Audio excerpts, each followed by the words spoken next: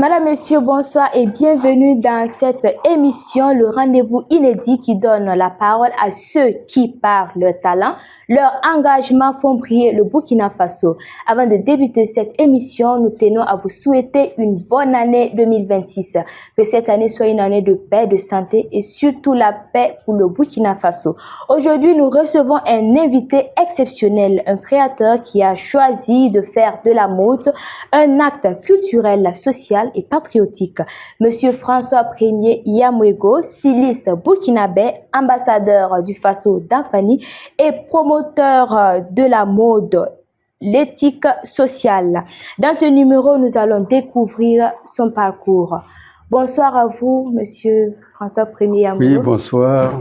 Et nous tenons également à vous souhaiter une très bonne année 2026. Et moi aussi, une bonne année, beaucoup de bonheur, de santé, prospérité. Amen.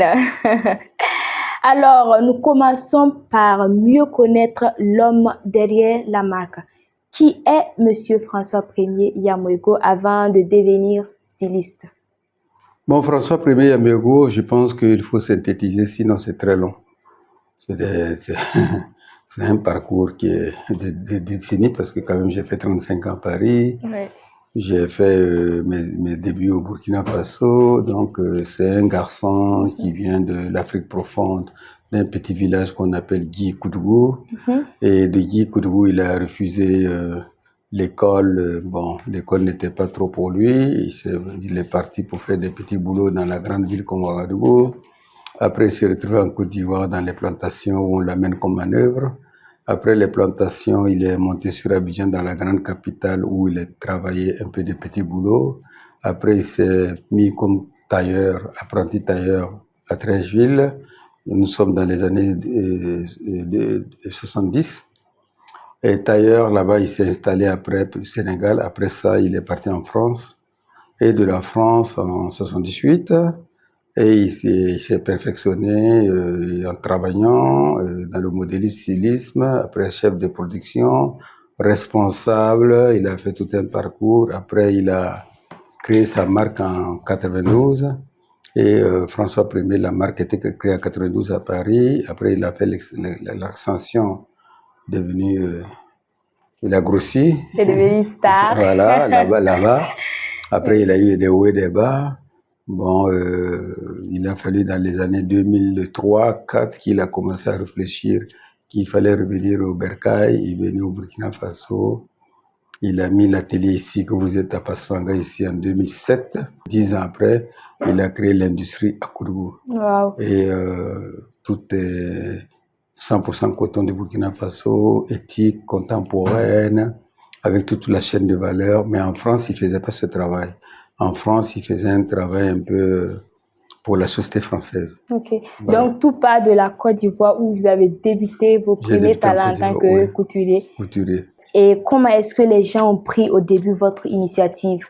Vous savez, pendant des années, après l'indépendance, jusqu'à un moment, il fallait être la personne qui sait attraper le stylo et écrire, qui est important. Et tous ceux qui n'avaient pas fait les grandes études, c'était secrétariat, dactylo, mécanicien, tailleur. Voilà, ces métiers étaient destinés à ceux-là dans notre temps. Hein. Mais aujourd'hui, il faut bac plus 4 pour être tailleur, pour être styliste. Vous voyez que les données ont changé. Les choses ont changé. Voilà, beaucoup. maintenant, le savoir-faire est devenu important que beaucoup de choses. C'est ça. Voilà. Et quelle partie justement de votre enfance a influencé l'homme que vous êtes devenu aujourd'hui? La partie de mon enfance qui a influencé, c'était où on m'a mené comme manœuvre dans la forêt, où j'étais naïf, je connaissais pas, je voyais pas la ville, ni je connaissais rien de la société. On vivait naturellement dans la forêt, on vivait avec tout ce qu'on cultivait. Et le soir, il n'y avait pas de lampe ni rien, on était là, on chantait, c'était une vie saine. Et ça, bon, je connaissais pas les valeurs de cette vie. Aujourd'hui, je me rends compte que c'était la meilleure vie. Ouais. Voilà. Au clair de la lune, où tout le monde est réuni. Voilà, et on vivait sainement. Et on ne se posait pas de questions, on ne connaissait pas les problèmes, on n'avait pas les stress, on n'avait pas les soucis de la vie, ni du monde. Voilà, donc je me rends compte aujourd'hui que c'était la meilleure vie que j'avais. Ok. Et comment est née l'idée de créer une marque? L'idée de créer une marque, vous savez que en France, l'idée de créer une marque parce que je voulais faire quelque chose d'inédit, quelque chose qui puisse être euh, comment vous appelez ça, avoir une référence. Et cette référence est qu'en France, quand j'étais là-bas, il s'avère que beaucoup d'Africains croyaient que ce n'était pas possible parce que c'est des métiers qui étaient destinés à certaines personnes, pas nous Africains. Et moi, j'aime toujours lancer des défis. Et moi, je suis comme ça. J'ai dit non. J'ai dit, je vais essayer. Et voilà, j'ai créé ma marque en 92. Et autour de moi, ma communauté ne croyait pas. Et puis, bon, ça passait. Et j'ai existé, j'ai fait beaucoup de choses. Et aujourd'hui, ces gens-là se sont rendus compte qu'ils se sont trompés de... Quand je vais là-bas sur publicité, les gens se rendent compte qu'en réalité, j'ai été visionnaire. Ça, c'est un. Et puis, ils ont compris qu'au fait, j'avais la vision. Et aujourd'hui, vous savez, c'est des sociétés aujourd'hui où il n'y a plus de créativité, c'est la reproduction. Même mes amis modélistes, stylistes qui sont là-bas, ils dépriment parce que l'industrie, la technologie est venue tout prendre. C'est ça. Voilà, alors que moi aujourd'hui, je suis revenu ici, j'ai toujours cette créativité, je crée, je fais des choses, je m'épanouis. Et voilà, et donc j'ai cette chance. Et aujourd'hui, ils ont des problèmes. Ils n'ont pas. Ils n'ont pas. Et François Ier, Oui. d'où est venu ce nom? Comment est-ce que vous avez choisi? Au fait, c'est un nom, c'est pas mon nom en fait. Okay. C'est un nom qui m'est collé parce que quand j'ai créé ma marque, il s'avère qu'il y a un client qui a payé mes vêtements. J'ai mis François Y, qui veut dire Yamigo. Et le client a trouvé que le Y était, la consonance ne passe pas. Il m'a dit, mais pourquoi vous mettez pas votre Y, un I en même temps? On a mis le I et puis c'est un grand I. Quand vous regardez mon étiquette, c'est un grand I. Et les gens font pas attention. Les gens disent François Ier. Et maintenant, c'est me collé à la peau, mais en réalité, c'est pas François Ier, c'est François I. Voilà. Ok. Et le faso d'Anfani, vous êtes spécialisé notamment avec la réalisation des chemises en faso d'Anfani. Pourquoi le faso d'Anfani? Pourquoi? Parce que quand je suis venu ici dans les années 2003 jusqu'en 2007, je faisais des conteneurs de tissu, le lin, la gabardine, le jean, j'amenais, puis mes gens fabriquaient, je vendais, je gagnais de l'argent. Après, je me suis rendu compte que en réalité, il y a beaucoup de choses qui est là. Je peux avoir une valeur ajoutée dans notre coton que de faire venir du tissu de l'étranger, parce que je faisais des lots de tissu que je faisais venir. Donc, j'ai essayé le coton, le tissé par les femmes. Et quand j'ai essayé, ça a pris, mais le problème est que comme les femmes utilisaient des grammages, du fil lourd, et puis avec beaucoup de synthétique, donc ça grattait. La peau en Europe, ça passe pas. Et puis c'est lourd. Dans la chemiserie, ça passe pas. Ça passe dans les boubous traditionnels, dans les pains qu'on attache, mais dans la chemiserie, ça passait pas. Donc j'étais obligé de réfléchir, le travailler d'une manière et d'avoir des fils fins et le tisser, travailler pour avoir maintenant ce qu'on appelle le tissu léger à 120 grammes le mètre carré, avec quelque chose, avec les couleurs, et qui fait qu'aujourd'hui, pourquoi j'ai fait ça? Parce que j'ai compris que pour exister longtemps, avoir ma marque qui va faire un chemin, si je faisais pas cette démarche, que je continuais de faire venir le tissu de la France, que je cousais les vêtements, qu'est-ce qu'il allait se passer? Il arrive un moment où je peux aller là-bas et puis il n'y a pas de tissu, où je ne trouve pas de lots, parce que c'est des lots que je faisais, des fins de série. Et s'il n'y a pas de tissu, qu'est-ce que je fais? Je ne peux pas produire. Alors que là, j'avais les gens, on a le coton, j'ai les femmes qui tissent, donc il fallait que je réfléchisse, concevoir avec ce tissu-là, qui puisse aller avec le prêt-à-porter des vêtements contemporains, des vêtements qui seront en passerelle entre l'Europe et l'Afrique, qui ne sont pas trop typés, et des vêtements qui puissent aller. En ce moment, j'aurai la pérennité dans mon travail, j'aurai l'industrie dans mon travail, je pouvais développer aussi, et c'est aussi ça me permet aussi de contribuer au développement de mon pays. Ça, c'est un. Faire voyager aussi l'image de mon pays, montrer qu'on peut faire de la qualité avec notre coton, et aussi montrer à la jeunesse qu'avec cette matière, on peut faire beaucoup de choses, on peut faire la transformation, qui fait qu'aujourd'hui, depuis que j'ai commencé, quand on voyait tout le Burkina, tout en ébullition. Et d'où vous tirez vos inspirations pour faire ces créations-là? Mais les inspirations, je les tire avec tout le monde, même avec vous, voilà. Parce que le problème, un créateur, c'est quoi? Un créateur, vous savez, on se dit créateur, mais quand on veut dire la réalité même, on n'est pas des créateurs, on est des gens qui transforment. Tout a été créé dans le monde, tout existe. La chemiserie, la chemise existe, la veste existe, la robe existe, tout existe. Mais c'est à vous maintenant d'apporter un plus. C'est comme dans la musique, le son, les tempos, tout existe. Mais c'est à vous d'apporter maintenant un plus, d'apporter une vision, d'apporter un autre regard, d'apporter votre touche. Chacun apporte sa touche, il part, il laisse. Donc, pour moi, si je veux faire quelque chose, je vis, je regarde la société. Et dans ma création, moi, je fais du prêt-à-porter, je précise bien. Et dans ma création, je ne suis pas seulement de faire le vêtement, mais il faut que ce vêtement soit portable. Il faut qu'il y ait le côté pratique. Il faut qu'il y ait le côté aussi porte-monnaie des gens. C'est-à-dire tout un ensemble de réflexions avant que je fasse ma création. Si le vêtement peut être joli, beau, mais en réalité, s'il ne plaît pas aux gens, pour moi, c'est pas beau. Joli comme ça ne m'intéresse pas. Mais ça doit être portable, ça doit être pratique. Les gens doivent pouvoir l'acheter. Donc, c'est tout un ensemble de choses qui fait que moi, je crée. Donc, ça veut dire quoi? Ça veut dire qu'il faut que je regarde la coupe, les couleurs, le mélange, de l'agencement. Voilà comment moi, je travaille et d'où vient ma création. Pour venir dans ça, il faut que j'aie l'esprit un peu. Je vis avec la société. Et cette société aussi, je ne suis pas de vivre avec cette société, mais il faut composer avec une société qui est universelle. C'est-à-dire que ma création ne doit pas être typée, je vous ai dit. Elle doit être universelle. C'est-à-dire que quand on porte une chemise ou une robe François Ier, tu vas dans le monde entier, tu dois pouvoir être à l'aise parce que tu te fonds à la société, tu n'es pas typé. C'est ça. Et quand c'est typé, tu ne peux pas aller à l'industrie. Voilà, donc c'est comme ça que je crée au fait. D'accord. Donc, elle s'est dit qu'en me voyant comme ça après l'émission, vous pouvez faire une création. Oui, je peux faire une création. D'abord, je regarde en fonction de votre âge, votre teint, et puis en fonction de tout ça. Le teint même compte. Le teint compte. Okay. Si vous êtes un teint foncé, il faut des couleurs claires. Non, mais comme actuellement je suis claire. Oui, il faut des couleurs un peu sobres. Vous, il faut qu'on vous mette dans les sexy sobres. Regardez comment vous êtes habillé. Déjà, en fonction de votre livre vestimentaire, moi, je sais déjà qu'est-ce qu'il faut faire pour vous. Ok, voilà. D'accord. Et quelles difficultés est-ce que vous rencontrez? Quelles sont vos difficultés? Les difficultés, vous savez, qu'on ne peut pas dire une difficulté. Les difficultés sont énormes et les difficultés font partie de l'évolution. Sans difficulté, il ne peut pas avoir l'évolution. Si je crée la marque, que je vais citer toutes les difficultés que j'ai eues, je pense qu'il te faut 10 émissions.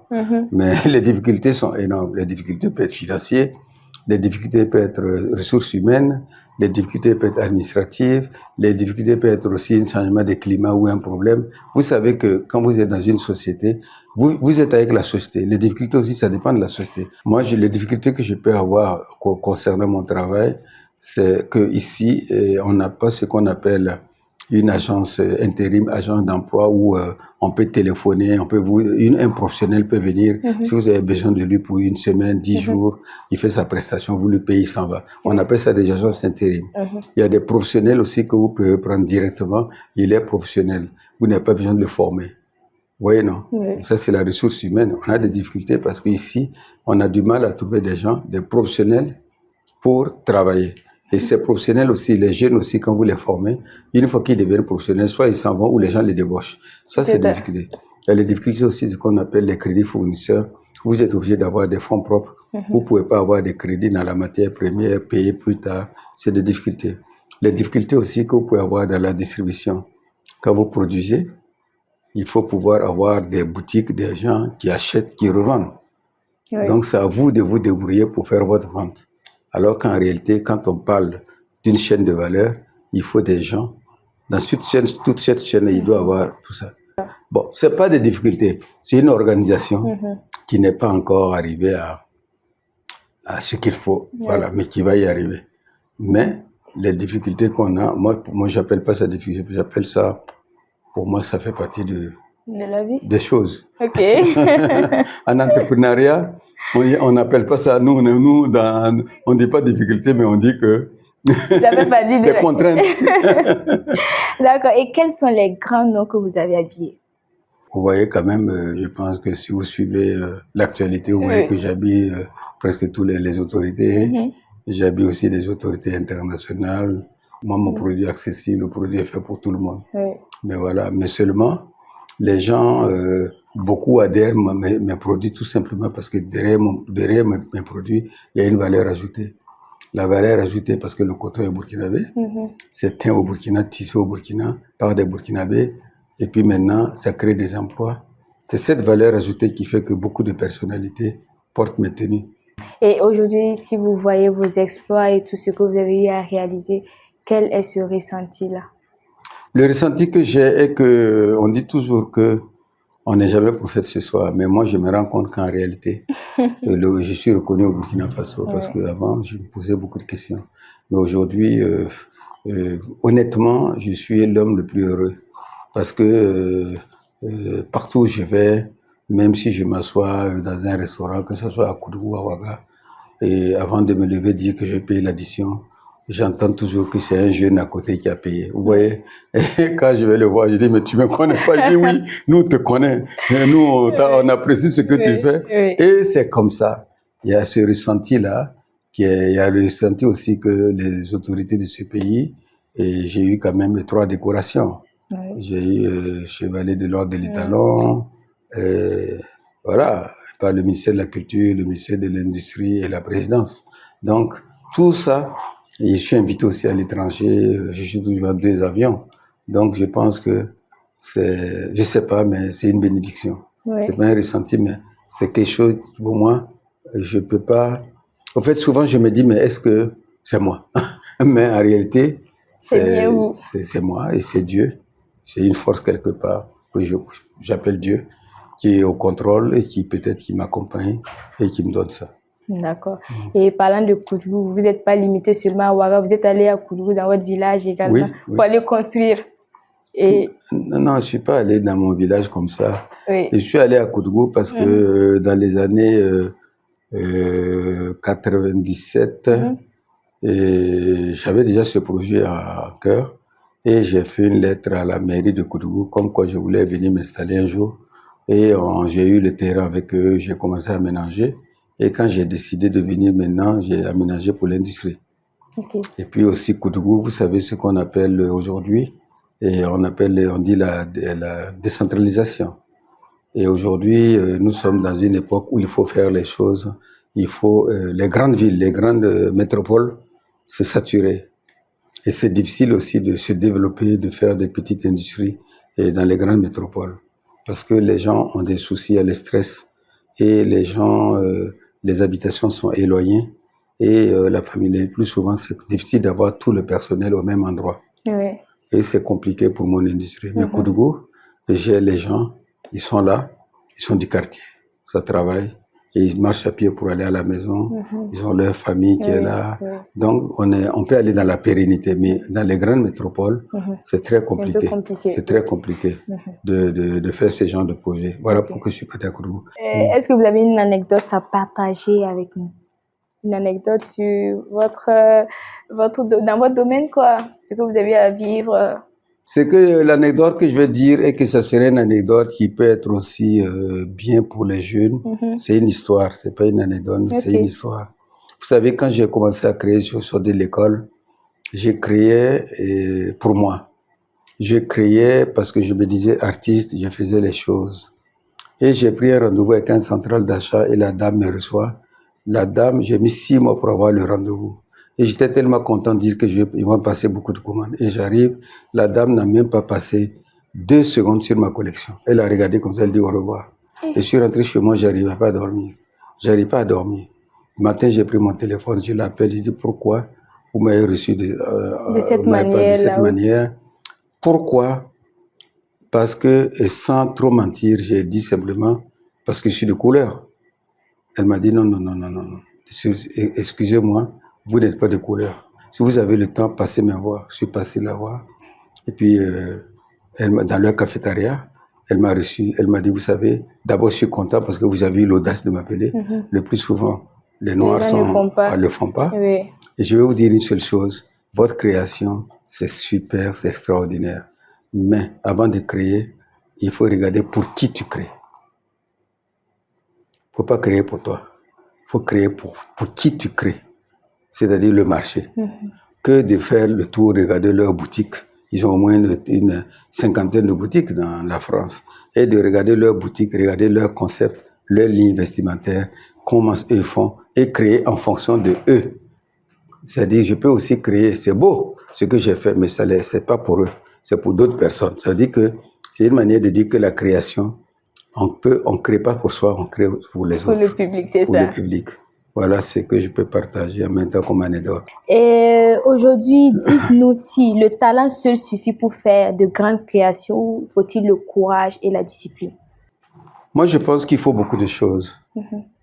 On peut avoir le talent et puis ne pas avancer. On peut avoir le talent et ne pas réussir. On peut avoir le talent et puis rester dans son coin, mourir avec son talent. Moi, je pense qu'il faut être... moi, ma philosophie, c'est la royauté, être honnête. L'énergie et l'intelligence. Les trois. Si on est royal, si on cultive l'énergie, et si on cultive l'intelligence, il faut les trois qui s'ajoutent à votre connaissance. C'est ce qu'on appelle le savoir-être. Oui, non. Sinon, si vous n'avez pas ces trois-là, si vous êtes malhonnête, même si vous avez le talent, vous n'allez pas avancer. L'énergie, si vous vivez au hasard, même votre alimentation, vous êtes tous les soirs quelque part, et la nuit, vous ne reposez pas, vous n'êtes pas lucide, vous allez tomber malade, ça ne va pas vous permettre d'avancer. Si vous ne cultivez pas l'intelligence, l'intelligence, c'est quoi? C'est de comprendre aussi ce qui passe autour de vous, observer, apprendre toujours, ne pas dire que vous savez tout. Ça vous permet aussi d'avancer, d'ajouter à votre... Si les trois, là, il faut cultiver les trois, ajouter à votre compétence ce que vous avez appris. Il n'y a pas de raison que vous ne réussissez pas. Et lorsque vous observez les créations des jeunes stylistes aujourd'hui, est-ce que vous croyez qu'ils réunissent ces trois compétences? Vous savez, beaucoup de jeunes font ce qu'on appelle du piochage. Pioche. Ici, tout simplement, parce qu'ils ne se construisent pas une personnalité. Ils veulent ressembler à un tel, il prend un peu ce que lui fait un peu, après il veut prendre ici, il prend ici, il prend ici, et puis il fonctionne. Alors que non, alors qu'il faut être carré, il faut avoir ton concept à toi, il faut avoir ta ligne à toi, il faut avoir ton truc, votre truc à vous. Mais avec le temps, vous allez l'imposer, et ça va marcher. Mais si vous piochez comme ça, regardez les défilés, quand vous regardez, le plus souvent, on ne sait pas la démarche même du créateur. Oui, non. On ne sait pas s'il fait la femme, il fait jeune femme, il fait femme, il fait... On ne sait pas. C'est-à-dire, il y a ici, ça termine souvent par l'homme. Même l'homme, là, c'est classique, on ne comprend pas. Alors qu'il doit être dans un créneau. Ça, c'est... Deuxièmement, ils n'ont pas la culture du groupe, l'économie du groupe. Ils ne se côtoient pas, ils n'échangent pas. Chacun est dans son coin, que l'autre va copier, l'autre va regarder ce que je fais. Alors que non, non. L'autre peut vous donner une idée, vous pouvez aussi donner une idée. Dans la vie, il faut donner pour recevoir. Ça, c'est deux. Et puis, troisièmement, comme je viens de dire, il faut être honnête. Et le plus souvent, ils vont voir les grands frères ou certaines personnes. Et ils vont demander conseil. On va les aider, donner conseil. La moindre des choses, même fin d'année, prendre un coup de fil, te dire bonjour, comment allez-vous, j'ai pensé à vous. Jamais. Dès qu'ils ont eu ce qu'ils veulent, et c'est fini, un jour vous êtes assis, vous les voyez à la télé, c'est lui qui est l'expert, qui fait des discours. Vous voyez, non? Donc, il y a beaucoup de choses. Je ne dis pas qu'ils sont tous comme ça. Il y a des jeunes qui m'appellent, mais beaucoup, on dit que un seul âne qui mange, comment on dit ça en mot aussi, et puis secondo, ils sont mal barrés parce qu'avec l'intelligence artificielle, ils rentrent dedans, ils piochent tout sur tout ça, ils se disent déjà ils savent tout. Alors que non, entre la théorie et la pratique et le terrain, c'est deux mondes. Sur le terrain, il y a le savoir, il y a les vices, il y a les échecs qu'on a fait, qu'on sait comment partir différent de celui qui n'a jamais fait d'échec. Vous savez, non? Quand quelqu'un a fait plusieurs fois d'échec, il est différent de celui qui n'a jamais fait d'échec. Donc, ils pensent déjà qu'ils savent tout. Voilà le problème. D'accord. Que, voilà. Et pour la dernière question, quel conseil est-ce que vous avez à leur donner? Ben, ce que je leur ai donné est que de toujours apprendre et de sachez une chose qu'on ne sait jamais tout. Il y a, comment on appelle ça, il y a un acteur français qui dit que, avant de mourir, il dit je sais. C'est maintenant je sais que je dois apprendre. Donc, il faut toujours apprendre. À la dernière minute. Il sait qu'il doit apprendre. C'est ça. Voilà. Donc, Monsieur François Premier Yamouigo, Oui. nous sommes à la fin de cette émission. Oui, merci. Merci beaucoup pour d'avoir l'accueil. pensé à moi. Et l'émission, je crois beaucoup. Je sais que vous irez très loin. Amen. Et on a besoin de ce genre d'émission. Oui. Voilà. Merci beaucoup à vous de nous avoir ouvert votre porte et pour l'accueil. Merci beaucoup. Et à vous, chers téléspectateurs de Fadima Web TV, merci pour votre attention. On se donne rendez-vous la semaine prochaine pour un nouveau numéro. Portez-vous bien.